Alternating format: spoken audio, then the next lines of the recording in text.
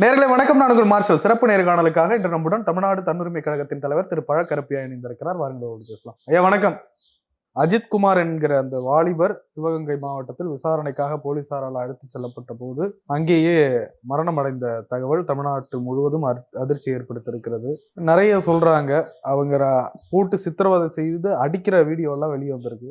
எப்படி பாக்குறீங்க? அதாவது இப்பொழுதுதான் இதுபோல் ஒரு காரியம் முதல் தடவையாக நடந்தால் ஒரு பரபரப்பு ஏற்படுவது போல நீங்கள் ஏற்படுத்துகிறீர்களே தவிர இது வாடிக்கையாக நடந்து கொண்டே இருக்கிறது நம்முடைய நாட்டில். திமுக ஆட்சிக்கு வந்து 4 ஆண்டு காலத்தில் 25 போலீஸ் மரணங்கள், போலீஸில் அடித்ததால் செத்துப்போன மனிதர்கள் 25 நிகழ்ச்சிகள் இதற்கு முன்னால் நடந்திருக்கின்றன. ஆகவே இந்த சாத்தான்குளம் மறக்க முடியுமா? தகப்பனையும் மகனையும் கொண்டு போய் அடித்து சித்திரவதை செய்து நாசமாக்கினார்களே. சாத்தான்குளம் இப்பொழுதுதான் மறந்தது, இப்பொழுது திருப்புவனம் வந்திருக்கிறது. நான் கேட்கிறேன், ஒவ்வொரு தடவையும் நீங்கள் ஓலமிட வேண்டியது, பிறகு அது அடங்கிவிட வேண்டியது எல்லாம் வெறும் செய்தித்தன்மையுடையது மட்டும்தானா?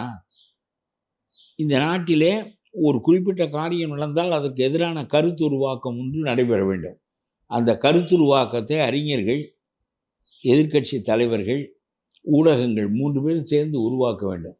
நம்முடைய ஊடகங்கள் வெறும் பரபரப்பு அடிப்படையிலானதாக மட்டுமே இருக்கிறதே தவிர அது ஒரு ஆக்கப்பூர்வமான காரியத்தை செய்வதாக இல்லை. நம்முடைய நாட்டினுடைய அறிவாளிகள் ஒடுங்கி போயிருக்கிறார்கள். எதிர்க்கட்சிகள் ஏறத்தாழ இல்லை கூட்டணிக்குள்ளே இருந்து அவனுடைய மலத்தையும் இவர்கள் சேர்த்து சுமப்பார்கள். அந்த மாதிரி கூட்டணியினுடைய தன்மை ஆகிவிட்டது. ஆகவே இப்பொழுது திருமாவளவன் சொல்லுகிறார், இந்த போலீஸ்காரர்கள் இதுபோல் நடப்பது என்றும் புதிதில்லை, எல்லா மாநிலங்களிலும் இதுதான் நடந்து கொண்டிருக்கிறது, போலீஸும் இதைத்தான் செய்து கொண்டிருக்கிறார்கள், போலீஸுக்கு பயிற்சி கொடுக்க வேண்டும் என்றார். என்ன பயிற்சி கொடுப்பேன்? என்ன பயிற்சி அவர்களுக்கு கொடுப்பது? மனித நேயத்தோடு நடந்து சொல்லி இதை வாயால் சொன்னால் கேட்பானா? அவன் யாருக்காக செயல் கொடுக்குறானோ அதற்கு தகுந்த வேகத்தை குற்றவாளியின் மீது காட்டுகிறான். ஒரு பெரிய போலீஸ் அதிகாரி அவருடைய செல்வாக்கை செலுத்துகின்ற போது 5 பேர் சுற்றி நின்று அடிக்கிறார்கள். சாதாரணமாக நீ போய் ஒரு வழக்கு கூட 3 காரணங்களால் மட்டும்தான் போலீஸில் வழக்குகள் எடுக்கப்படுகின்றன. ஒன்று, ஆளுங்கட்சி நேரடியாக மந்திரிகள் மற்றவர்கள் தலையிடுகின்ற போது போலீஸ் இல்லாவிட்டால் நம்ம இடம் மாற்றி விடுவான் என்று சொல்லி கடுமையாக இதுபோல் நடந்து கொண்டு அடித்து கொள்ளுகிறார்கள், கொள்வது வரை போகிறார்கள். இல்லாவிட்டால் நேரடியாக பெரிய போலீஸ் அதிகாரியிடம் செல்வாக்குள்ள ஒருவனின் வழக்கு அங்கே வந்தால் அந்த வழக்கு கடுமையாக விசாரிக்கப்படுகிறது. இதுபோல் இல்லாவிட்டால் நீ பெரிய பொட்டலமாக கொண்டு போய் போலீஸ் அதிகாரிக்கு கொடுத்தால், சப் இன்ஸ்பெக்டருக்கோ இன்ஸ்பெக்டருக்கோ டிஎஸ்பிக்கோ கொடுத்தால் பெரிய பொட்டலமாக இருக்க வேண்டும். எந்த பொட்டலம்? ரூபா பொட்டலம். அதற்கு நடக்கும். 3 செல்வாக்கில் ஒரு செல்வாக்கு உனக்கு இருக்க வேண்டும். ஒன்று ஆளுங்கட்சி செல்வாக்கு இருக்க வேண்டும், இல்லாவிட்டால் பெரிய போலீஸ் அதிகாரியினுடைய செல்வாக்கு இருக்க வேண்டும், இல்லாவிட்டால் பணத்தினுடைய செல்வாக்கு இருக்க வேண்டும், இல்லாவிட்டால் உன்னுடைய வழக்கு விசாரிக்கப்படுவதே இல்லை, எடுத்துக்கொள்ளப்படுவதே இல்லை, சும்மா பதிந்து வைத்துக் கொள்வார்கள். அவ்வளவுதானே தவிர எந்த ஒரு நியாயமாக மக்கள் நேரடியாக போலீஸை அணுகி தங்களுடைய குறைகளை சொல்லி அதிலிருந்து நிவர்த்தியை தேடியதாக ஒரு வரலாறே கிடையாது. அதெல்லாம் காமராஜர் ராஜாஜி காலத்தில் நடந்திருந்தால் நடந்திருக்குமே தவிர யாரையும் கூட்டிக் கொண்டு போலீஸ் ஸ்டேஷனுக்கு போக தேவை இருக்கக்கூடாது. எனக்கு ஒரு குறை, என்னுடைய நகை பறி போய்விட்டது, இல்லை என்னை ஒருவன் அடித்து விட்டான், அல்லது என்னுடைய வீட்டில் தீ வைத்தான், ஏதோ ஒரு காரணம், நான் போலீஸில் நான் ஒரு மனிதனாக போய் இன்னது நடந்தது என்று புகார் கொடுத்து விட்டு வருகின்ற காலம் இருக்க வேண்டும். எங்கே இருக்கிறது? ஆளுகின்றவன் திருடனாக இருக்கின்ற நாட்டில் போலீஸ்காரன் எப்படி யோக்கியனாக இருப்பான்? அவர்கள் எல்லா காரியங்களையும் தப்பான காரியங்களையும் செய்ய சொல்வதற்கு தான். இதுக்காக அரசாங்கத்தை குற்றம் சாட்டுமா? இல்லை, அரசினுடைய நடவடிக்கைகளினால். இல்லாவிட்டால் ஒருவர் நகை போய்விட்டது என்று குற்றம் சொல்லுகிறார், அதை விசாரிக்க வேண்டும். அடிப்பார்கள், உதைப்பார்கள், இது எல்லா நாடுகளிலும் போலீஸார் கடைபிடிக்கின்ற முறைதான் என்று வைத்துக் கொள்ளுங்கள். சில பேர் ரொம்ப வன்மமாக ரொம்ப கடுமையாக இருப்பான். இது எந்த காலத்தில் இல்லை. ஆனால் எல்லாரையுமே அடிப்பது உதைப்பது என்ற நிலையும் இல்லை. என்ன நான் சொல்கிறேன் என்றால், போலீஸ் இயல்பாக குற்ற நடத்தைகள் இருக்கக்கூடாது என்பதற்காக ஏற்படுத்தப்பட்ட அமைப்பு. ஆனால் ஆளுங்கட்சி திருடன், போலீஸ் திருடன், அப்புறம் அவர் சிஸ்டம் இஸ் ராங். எந்த ஒன்றுமே நடக்காதே. நீ ஒரு வழக்கை நேரடியாக கொண்டு போய் போலீஸ் ஸ்டேஷனில் பதிவு செய்து, ஒன்று உங்களுடைய வழக்கு தள்ளுபடியாக வேண்டும் உண்மை இல்லை என்று, இல்லாவிட்டால் குற்றவாளி பிடித்து சிறைப்படுத்தப்பட வேண்டும். இது 2லே ஒன்று நடக்குமா? உன்னால் ஒரு வழக்கை நேரடியாக பதிவு செய்து போலீஸிலிருந்து நியாயத்தை பெற முடியுமா? பெறவே முடியாது. ஒரு போலீஸ்காரன் கூட நாம் மக்களுக்காக உள்ள காவலன் என்று நினைக்கவில்லை. ஆளுங்கட்சியினுடைய ஏவலன் என்று தான் நான் தன்னை நினைக்கிறேன். அவனுடைய தயவு இல்லாமல் நாம் அந்த ஸ்டேஷனில் வேலை செய்ய முடியாது, 4 காசு பார்க்க முடியாது என்று நினைக்கிறான். போலீஸ்காரர்களில் 90% பேர் அழுகிய மனிதர்கள், 10% தேரும். நான் திருக்குறள் படித்திருக்கிற போலீஸ் அதிகாரிகளை பார்த்திருக்கிறேன். ரொம்ப அபூர்வமாக எனக்கு கண்ணெல்லாம் வியந்து மலர்ந்து விடும். அப்படிப்பட்ட அதிகாரிகளை நான் பார்த்திருக்கிறேன். இப்பொழுதும் இருக்கிறார்கள் அவர்கள். அவர்கள் திருக்குறள் படிக்கிறார்கள், புறநானூறு படிக்கிறார்கள், நியாயத்தோடு நடக்க வேண்டும் என்று நினைக்கிறார்கள். அவர்கள் சட்டம் ஒழுங்கு துறையில் வைக்கப்படுவதில்லை. நம்முடைய சகாயம் போல, சகாயம் நேர்மையாக நடந்தால் கடைசியில் வெளியேற்றப்பட்டார். ஒரு அதிகாரி வெற்றி பெற முடியவில்லை இந்த துறையில் இருந்து. வெற்றி பெற்றால் இன்னொரு அதிகாரி அதை யோசிப்பான், நாம் அப்படி இருக்க வேண்டும் என்று. ஆனால் சகாயம் போல் அபூர்வமாக சிலர் வெளியே தள்ளப்பட்டு விடுகிறார்கள். ஆனால் அவர்கள் என்ன செய்கிறார்கள் என்றால், இயேசு சொல்வார், ஆத்மாவை இழந்து விட்டு நீ பெறப்போவது என்ன என்று கேட்பார். நீ உன்னை இழந்து விட்டு பொருளாதார ரீதியாக மெட்டீரியலாக நீ பெறப்போவது என்ன? உன்னுடைய ஆத்மாவை இழந்து விட்டு பெறப்போவது என்ன என்று கேட்பார். அதுபோல் சகாயம் ஆத்மாவை இழக்கவில்லை. அதுதான் அவருடைய சிறப்பு. வெளியே தள்ளப்பட்டு விட்டார், வந்து விட்டார். ஆனால் தி சிஸ்டம் ejects those people. 1-2 பேர் வெளியே தள்ளி விடுவது எளிதாக இருக்கிறது. மற்றவர்களெல்லாம் எலும்பு துண்டை வீசினால் நாய் கவுவதற்கு பறந்து ஓடி வருவதைப் போல நம்முடைய ஐஏஎஸ் அதிகாரிகள் முழுவதும் கரப்ட், நம்முடைய போலீஸ் கரப்ட், நம்முடைய கவர்மெண்ட் கரப்ட். இது 3ம் சேர்ந்து தான் நியாயத்தை காப்பாற்ற வேண்டும். எங்கேயாவது ஒரு மந்திரி வேகமாக போகிறார், பெரிய கருப்பன் அந்த வீட்டுக்கு போகிறார், வீட்டு மனை பட்டா கொடுக்குறார். அவர் தம்பிக்கு வேலை உத்தரவை அடித்து கொண்டு போய் மந்திரி வேலை பார்க்கிறவன் வீட்டில் கொடுத்ததாக வரலாறு உண்டா? அவனை அடித்து கொன்ற வேகம் இந்த குடும்பத்திற்கு இருக்கக்கூடாது. அந்த முனையை ஒடித்து விட வேண்டும் என்பதற்காக. இல்ல ஆறுதல் நடவடிக்கை. ஆறுதலா? ஆறுதல் படுத்துற நடவடிக்கை. நாட்டில் வேலை இல்லாதவனுக்கு வீடு இல்லாதவனுக்கெல்லாம் வீட்டு மனை கொடு, வேலை இல்லாதவனுக்கெல்லாம் வேலை கொடு, வேலை வாய்ப்பை உருவாக்கு, அதெல்லாம் கிடையாது. அடித்து நொறுக்கி ஒன்றுமில்லாமல் செய்த பிறகு சிபிஐயிடம் ஏன் விடுகிறாய் நான் கேட்கிறேன். நியாயமா நடக்கணும்னு. அப்படியானால் உங்களுடைய போலீஸ் நியாயம் இல்லாத போலீஸ் என்பதுதானே பொருள். இல்ல, 4 பேர் சந்தேகப்படுவாங்கல்ல. நேரடியாக கேட்பதற்கு ஒவ்வொரு வரியாக நீ யோசித்து பதில் சொல். சிபிஐயிடம் ஒரு அரசுக்கு தனி போலீஸ் இருக்கிறது, சிபிசிஐடி துறையெல்லாம் இருக்கின்றன, டிஜிபி வரையிலும் பெரிய அதிகாரிகள் இருக்கிறார்கள். எதற்காக இந்த வழக்கை கொண்டு போய் சிபிஐயிடம் கொடுத்தாய்? ஒரே ஒரு காரணம்தான், முதலமைச்சருடைய தலையீடு இருக்கும், மூடி மறைத்து விடுவார்கள், இந்த வழக்கை ஒன்றுமில்லாமல் ஓய்த்து விடுவார்கள் என்று மக்கள் பூராவும் நினைப்பார்கள். இவரே சொல்லுகிறார், எங்களுடைய அரசின் மீது ஐயம் வராமல் இருப்பதற்காக நான் சிபிஐயிடம் ஒப்படைத்து விட்டேன் என்று சொல்கிறார். ஆகவே உன்னுடைய அரசாங்கம் ஒரு திருட்டுத்தனமான அரசாங்கம், அதன் மீது எப்பொழுதும் ஐயம் ஏற்படும். உன்னிடம் ஒழுங்கும் இல்லை, நியாயமும் இல்லை, நேர்மையும் இல்லை என்பது மக்களுக்கு தெரிந்திருக்கிற காரணத்தினாலே நீ என்ன செய்கிறாய்? சிபிஐயிடம் ஒப்படைக்கிறாய். சிபிஐயிடம் ஏன் ஒப்படைக்க வேண்டும் என்றால், உன்னுடைய அதிகாரம் செல்லுபடியாகாத இடத்திலும் ஒப்படைத்திருக்கிறேன் என்று மக்களுக்கு காட்டுகிறாய். சிபிஐ மத்திய அரசாங்கத்துக்கு கட்டுப்பட்டது, உன்னுடைய அதிகாரத்துக்கு கட்டுப்படாதது. ஆகவே என்னுடைய அதிகாரத்துக்கு கட்டுப்படாத ஒரு போலீஸிடம் நான் இதை ஒப்படைக்கிறேன் என்று சொல்வதனுடைய பொருள், என்னை பற்றி உனக்கு நல்ல நம்பிக்கை கிடையாது, நான் யோக்கியன் என்று நீ நினைப்பது கிடையாது, என்னுடைய போலீஸ் மீதும் உனக்கு நம்பிக்கை கிடையாது, ஆகவே அவர்களிடம் ஒப்படைக்கிறேன், நியாயம் கிடைப்ப ஒரு ஆறுதல். அப்படியானால் அவன் உண்மையை கண்டுபிடிப்பான் என்று மக்கள் நினைப்பார். அப்போ முதலில் உன்னை பற்றிய கருத்து என்ன என்றால், உன்னுடைய போலீஸ் ஒரு மோசமான போலீஸ், உன்னுடைய ஆட்சி ஒரு மோசமான ஆட்சி. ஆகவே நீங்கள் 2 பேரும் சேர்ந்து உண்மையை வெளிக்கொண்டு வருவதற்கு துணையாக இருக்க மாட்டீர்கள். மக்களுக்கு நம்பிக்கை வர வேண்டும் என்றால் இதை 3வது மனிதனிடம், சிபிஐயிடம் கொடுக்க வேண்டும். அதான் கொடுத்துருக்கிறாய். ஆகவே உன்னுடைய அரசாங்கம் மோசமான அரசாங்கம் என்பது தெளிவாக தெரிகிறது. 25 பேர் கஸ்டடியில் செத்திருக்கிறார்கள் உன்னுடைய ஆட்சியில் மட்டும். மற்றவர்கள் ஆட்சியிலும் செத்திருக்கிறார்கள் என்பது ஒரு பக்கம் இருக்கட்டும். நான் சொல்லுகிறேன், போலீஸ் அமைப்பை நீங்கள் சீர்திருத்தாத வரையிலும் இது போன்ற வேலை நடந்து கொண்டு யாரோ ஒரு பெரிய போலீஸ் அதிகாரி இதில் சம்மந்தப்பட்டிருக்கிறார். அதனாலே தான் சுற்றி நின்று கொண்டு 5 பேரும் கம்பால் விளாசுகிறார்கள், அவன் சாகும் வரை அடிக்கிறார்கள்.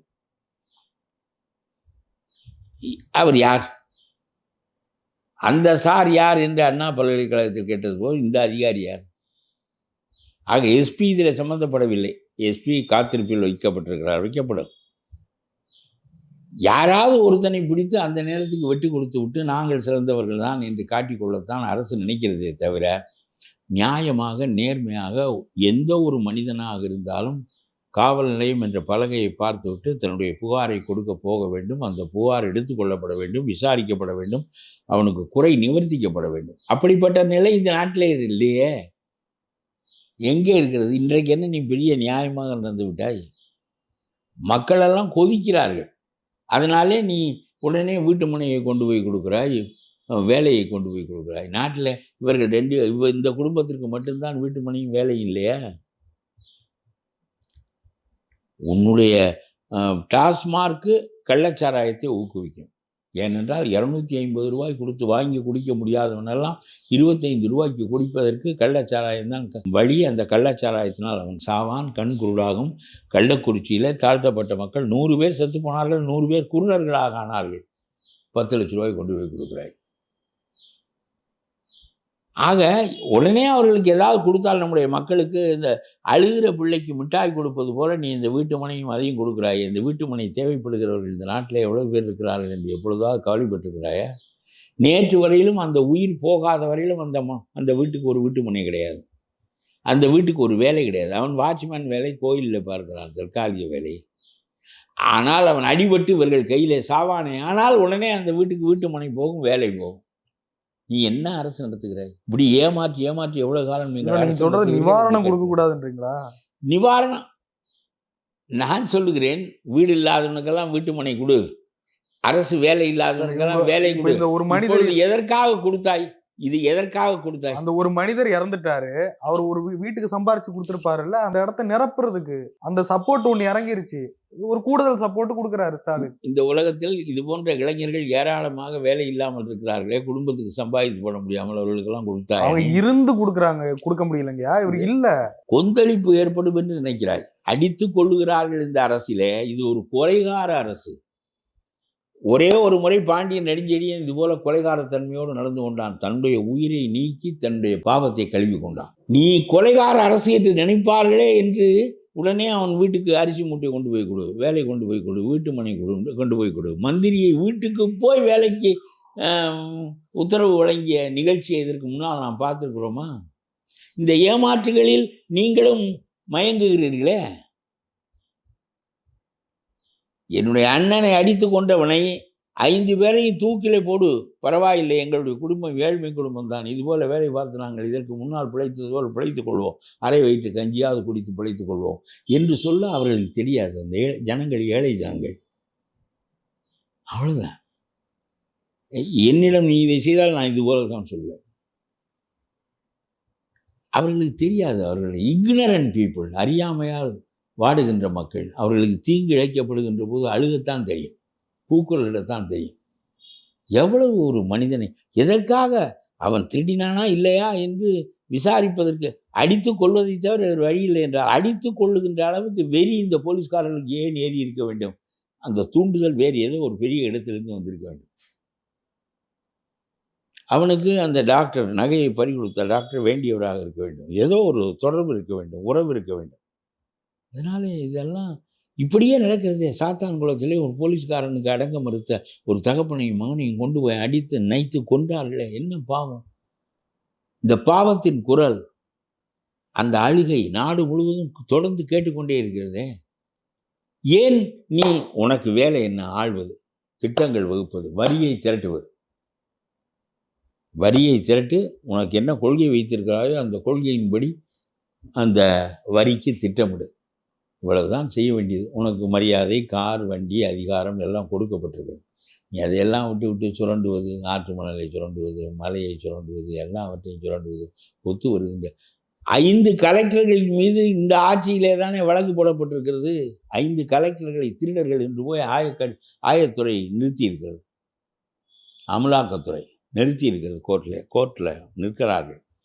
அந்த 5 பேரும் யோக்கியர்களா இல்லையா? வேறு அரசாக இருந்தால் அந்த வேலையை பிடுங்கியிருப்பார்கள், பிடுங்கி விட்டு நீ கோர்ட்டில் விடுவித்து கொண்டு வா என்று சொல்லியிருப்பார்கள். இவர்கள் தானே அதற்கு காரணம். 5 கலெக்டரை அவனா பைக்குள்ளே வைத்துக்கொள்ள முடியுமா அவனால்? என்ன நினைக்கிறார்கள் என்றால் 20 வருஷம் 30 வருஷத்துக்கு வழக்கு நடக்கும். கீழ்கோர்ட்டில் தண்டிக்கப்பட்டால் மேற்கோர்ட்டில் விடுதலை ஆகலாம். பொன்முடி போல 3 ஆண்டு தண்டிக்கப்பட்டாலும் சுப்ரீம் கோர்ட்டில் போய் ஸ்டே வாங்கலாம். நம்முடைய நீதி அமைப்பு ஒரு வலுவற்றையான நீதி அமைப்பு. கீழே இருந்து மேலே வரையிலும் செல்வாக்குள்ளவனாக இருந்தால், நீ பணம் உள்ளவனாக இருந்தால் 100க்கு 1% வேண்டுமானால் தண்டிக்கப்படுவீர்களே, 99% விடுதலை ஆகிவிடலாம். நம்முடைய நீதியால் தண்டிக்கப்படாதவர்கள் 99% பேர், தண்டிக்கப்பட்டவர்கள் 1% பேர். எந்த அரசியல்வாதியையும், எந்த அதிகாரியையும், எந்த போலீஸ்காரனையும், யாரையும் நம்முடைய நீதி அமைப்பு தண்டித்ததாக வரலாறு கிடையாது. வரலாறு கிடையாது என்றால் மிக குறைந்த அளவுக்கு தண்டிக்கப்பட்டிருப்பார்களே, பெருமளவுக்கு கிடையாது. இந்த வழக்குகளால் நாளாசரியாக அந்த எண்ணம், நீ பட்டாவை கொடுப்பா, வேலையை கொடுப்பா, இதை கொடுப்பா, அந்த குடும்பமே ஆறிவிடும். பிறகு அவ்வளோதான், அப்படியே போய்கொண்டே இருக்கும், மறந்து போய்விடும். பிறகு அடுத்த you will go to next issue. என்ன, வாட் இஸ் சென்சேஷனல் என்பது தான் உன்னுடைய வேலையை தவிர, நீங்கள் பத்திரிகை துறை சிறந்த அறிவை மக்களுக்கு ஊட்டி, மக்களை நெறிப்படுத்தி, தவறான அரசாங்கத்தை எதிர்த்து போராடுகின்ற முனைப்பை உண்டாக்கி, இவ்வளவு கடமைகள் இந்த பத்திரிகை துறைக்கு உண்டு. ஆனால் இந்த பத்திரிகை துறைகளெல்லாம் அரசாங்கம் கொடுக்கின்ற முழுப்பக்கு விளம்பரத்திற்கு இவையெல்லாம் அடமானமாகி விடுகின்றன. சொல்லு, இந்த பத்திரிகையில் ஆளுங்கட்சிக்கு சார்பாக இல்லாத பத்திரிகை, உதயநிதிக்கு பிறந்த நாள் விழா என்றால் இருக்க எல்லா பத்திரிகைகளுக்கும் ஒரு பக்க விளம்பரத்துக்கு 10 லட்சம், 20 லட்சம், 30 லட்சம் என்று பணம் வரும். ஆங்கில செய்தித்தாளாக இருந்தால் கூடுதல். ஒரு வார பத்திரிகை, இவனெல்லாம் அரசாங்கத்தை எய்த்து எழுதுவதாக காட்டிக்கொள்வானே தவிர, ஏதாவது ஒரு முறை எழுதுவான், 9 முறை அவனுக்கு ஜால்ரா அடிப்பான். அதனாலே தான் மக்களுக்கு உண்மை நிலை போய் சேருவதில்லை. மக்கள் தாங்களாகவே சிந்திக்க முடியாது. அவர்களுடைய பிரச்சனை சோறு, அவர்களுடைய பிரச்சனை தூக்கம், அவர்களுடைய பிரச்சனை பாடுகள். இதற்கு மேல் அந்த வட்டத்தை விட்டு அவர்களால் வெளியே வர முடியாது. அவனுக்கு அறிவூட்டி சிந்திக்க வைத்து தெளிவாக எடுத்து சொல்லி அவனை ஜனநாயக கடமையாற்ற வைக்க வேண்டும் என்று சொன்னால் பத்திரிகைகள் கூர்மையாக இருக்க வேண்டும், விலை போகாதவையாக இருக்க வேண்டும். நம்முடைய பத்திரிகைகள் பெருமளவு விலை போகின்றவை விளம்பரங்களுக்கு. நம்முடைய ஊடகங்கள், உங்களுடைய யூடியூப் ஊடகங்கள் எல்லாம் அண்ணாமலையே 100 ஊடகம் வைத்திருக்கிறார், திமுக ஒரு 100 ஊடகம் வைத்திருக்கிறது. அதுபோல் கொஞ்சம் பேர் 10-20 பேர் வெளியே கிளப்பீர்கள். என்ன, ஆகவே எல்லாவற்றையும் விலைக்கு வாங்குகிறார்கள். ஜனநாயகம் என்பது மேட்டுக்குடி மக்கள் தங்களுடைய பணத்தையும் அரசோடு உள்ள தொடர்பையும் நிலைநாட்டி கொண்டு எந்த சிக்கலுக்கும் ஆட்படாமல் தவறுகள் புரிந்தாலும் விடுவித்துக் கொள்வதற்கு வசதியுடையவர்கள். மற்றவர்கள் எல்லாரும் மாட்டிக்கொண்டவனெல்லாம் சாக வேண்டியதுதான். ஆகவே 25 முறை போலீஸ் ஸ்டேஷனில் கொலைகள் நடந்திருக்கின்றன உன்னுடைய ஆட்சி காலத்தில். இப்பொழுதுதான் சாத்தான்குளம் நடந்து முடிந்தது. நீ என்ன இது போன்ற காரியங்கள் நடக்காமல் இருப்பதற்கு நீ என்ன செய்ய போகிறாய் என்று சொல்லுகிறேன் நான். Police system should be autonomous. நான் சொல்லுகிறேன், ஒவ்வொன்றுக்கும் தீர்வு நான் சொல்லுகிறேன். தி சிஸ்டம் ஷுட் பி ஆட்டானமஸ். அதாவது அரசியல் ரீதியாக அரசோடு இந்த போலீஸ் துறை சம்பந்தப்பட்டிருக்க வேண்டுமே தவிர, இந்த நக்சலிசம் ரொம்ப பெரிய அளவுக்கு வருகிறது, அதை ஒடுக்க வேண்டும், இப்படி ஒடுக்க வேண்டும். அப்பொழுதுதான் அரசுக்கும் போலீஸுக்கும் அந்த ஏவல் நடக்க வேண்டுமே தவிர, நாளாசரியான குற்றங்கள் மற்றவற்றுக்கெல்லாம் ஆட்சியினர் அங்கே போவதும், கரை போட்ட வேட்டிக்காரன் அங்கே போய் உட்கார்ந்து கொண்டு விடு என்று சொல்வதும், சிறைப்படுத்தியவர்களெல்லாம் லாக்கப்பிலிருந்து எடுத்து விடுவதும், இது போன்ற காரியங்களெல்லாம் நடக்கக்கூடாதபடி நம்முடைய சட்ட அமைப்பு உருவாகவில்லை. நீ என்ன கிழித்தாய்? ராஜாஜிக்கும் காமராஜருக்கும் எந்த சிஸ்டமும் தேவையில்லை. அவர்களுடைய மனச்சாட்சி, தர்மம் இவற்றின்படியே அவர்கள் ஒழுங்காக செய்வார்கள். அந்த பாவம் நம்மை சேரும். உனக்கு தெரியவில்லை. உன்னுடைய ஆட்சியில் ஒரு குற்றவாளி தப்பித்து கொடூரமானவர்கள் ஓங்கிய நிலையில் இருந்தால் அந்த பாவம் யாரிடம் போய் சேரும் என்றால் ஆட்சியாளனிடம் போய் சேரும். உனக்கு பணத்தை பற்றி மட்டும்தான் தெரியும், பாவ புண்ணியங்களை பற்றி தெரியாது. சாவு எல்லாவற்றையும் முடித்து வைக்கும் என்பது தெரியாது. ஒரு நாள் வராத நோய் நம்மை கிடத்தும் என்பது தெரியாது. 1.5 ஆண்டுகளுக்கு நினைவில்லாமல் நாட்டை யார் ஆளுகிறார்கள் என்று தெரியாமலே நாம் இருக்கின்ற நிலைமை வரும் என்று உனக்கு தெரியாது. பகுத்தறிவு என்பது உனக்கு மெய்யியல் பார்வை இல்லாத காரணத்தினாலே, சுருங்கிய வாழ்க்கைக்குள் எப்படி உலகமெல்லாம் நடந்து கொண்டிருக்கிறது என்பது உனக்கு புரியாத காரணத்தினாலே எல்லா தப்புக்களையும் நீங்கள் செய்கிறீர்கள். உன்னுடைய பகுத்தறிவு என்பது நாசமாய் போன திருடுவதற்கும் கெட்டிக்காரத்தனத்தினால் பணத்தை குவிப்பதற்கும் பிறகு ஏதாவது சொல்லி ஒருமை இயல், அந்த இயல், இந்த இயல் என்று சொல்லி ஓட்டுக்கு வந்து விடலாம். எதிரியை எப்படி பலவீனப்படுத்துவது, எப்படி கலைப்பது, அதன் வழியாக எப்படி ஆட்சிக்கு வருவது என்று நினைக்கிறீர்களே தவிர மாற்று கருத்து உடையவன் ஆட்சிக்கு வருவது என்பது ஒரு நிலை இருந்தது. Congress liberal socialism, communism strong socialism, இப்படி. ஆகவே இவனுடைய கொள்கை நிறைவேறவில்லை, என்னுடைய கொள்கையின் மூலம் இந்த நாட்டுக்கு நன்மை செய்யலாம் என்று சொல்வது நியாயமான அரசியல் நடக்கின்ற களம். இது அப்படியெல்லாம் இல்லை. கூட்டணி கட்சிக்கெல்லாம் பணம், கூட்டணி கட்சி தலைவனுக்கு பணம், இவன் அடிக்கின்ற கொள்ளையில் எல்லாருக்கும் பங்கு வைத்து பிறகு எப்படி இந்த நாடு வாழும்? இதுதான் நடக்கும். இப்போ இது நடப்பது என்று விட்டு விட்டு நடந்து கொண்டே இருக்கும். எல்லாவற்றுக்கும் 2 நாள் கூச்சல், உங்களுக்கு செய்தி, பரபரப்பு செய்தி, பிறகு எல்லாம் முடிந்துவிடும்.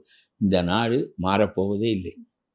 மாறுவதற்கான தன்மை இங்கே ஆட்சியாளர்கள், அரசியல்வாதிகளிடம் இல்லை. இந்த போலீஸ் தான் முதலில் எடுத்துக்கொள்ளப்பட வேண்டிய துறை. இது ஆட்டானமஸாக தன்போக்கில் நியாயத்தின்படி சட்டத்தின்படி செயல்படுகின்ற துறையாக ஆக்கப்படுகின்ற வரையிலும் போலீஸ் மரணங்கள் நடந்து கொண்டே இருக்கும்.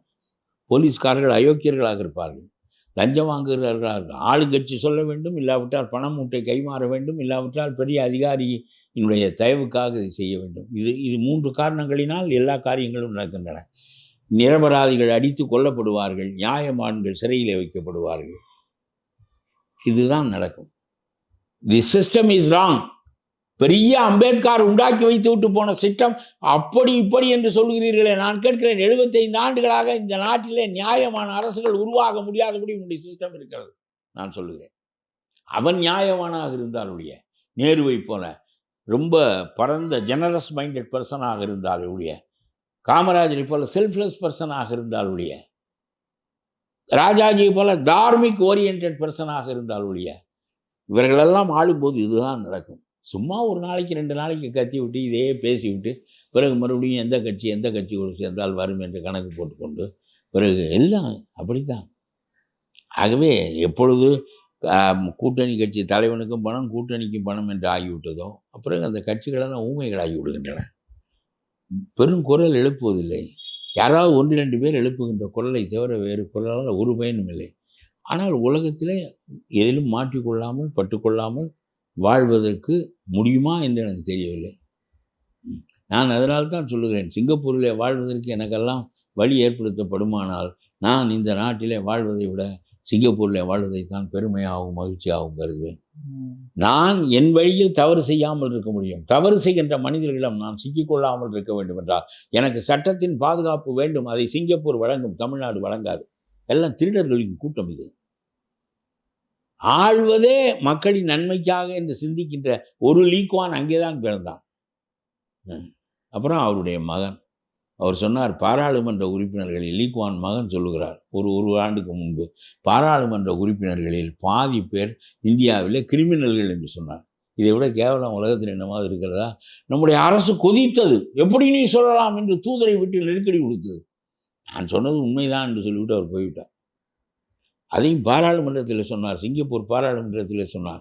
ஜனநாயகத்தின் தன்மை எப்படி இருக்கும் என்பதற்கு இந்தியா ஒரு சான்று.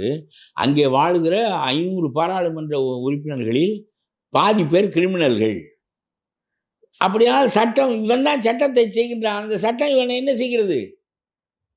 யோசி. இதுதான்